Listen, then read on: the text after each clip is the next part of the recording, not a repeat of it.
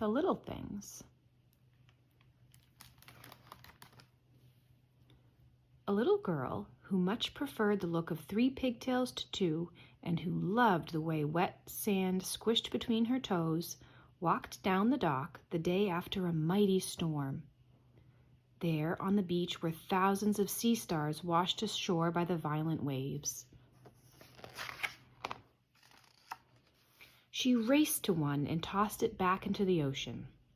She quickly picked up another and another and another, ushering each back into the safety of the water.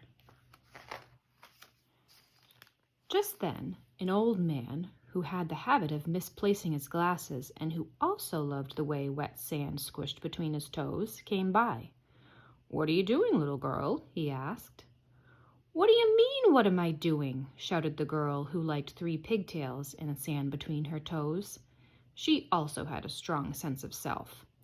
"I'm saving these sea stars."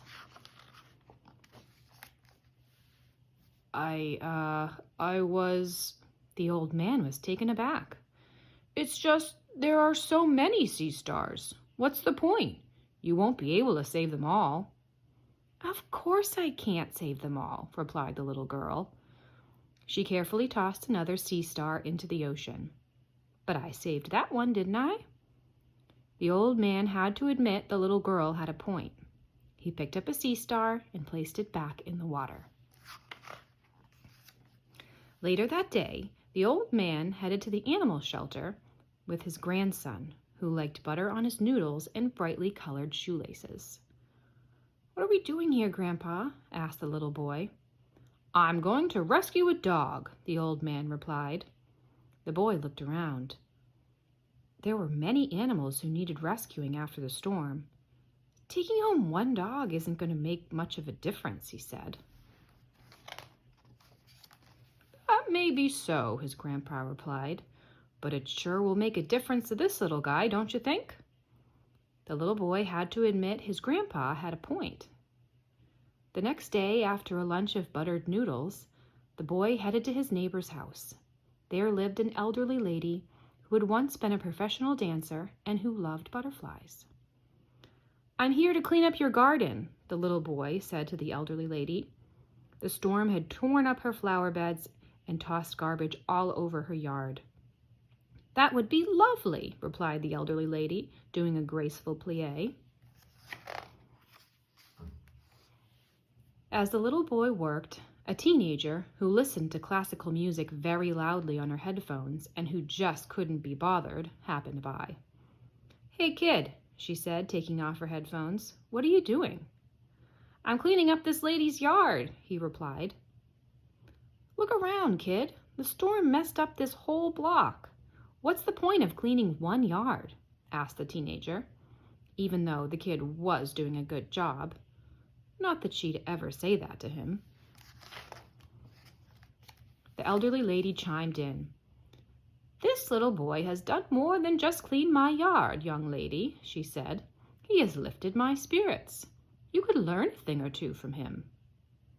The elderly lady had a point, though the teenager would never admit that out loud. Still, she gave the woman a nod and the little boy a high five.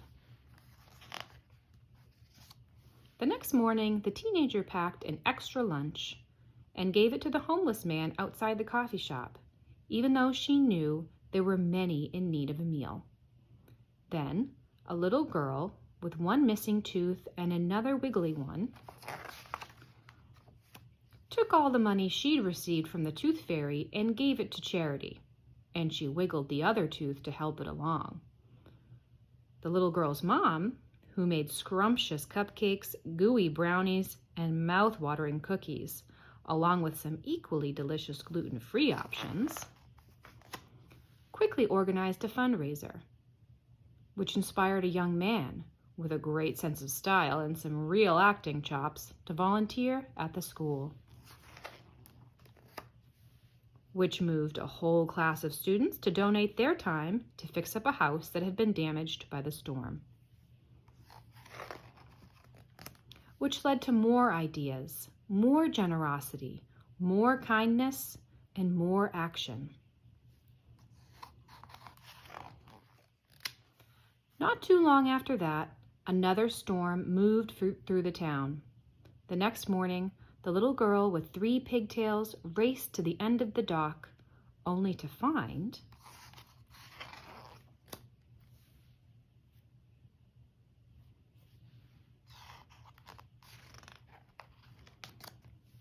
the little girl walked up to the old man and gently tapped him on the shoulder. "Now do you get it?" she asked. The old man did.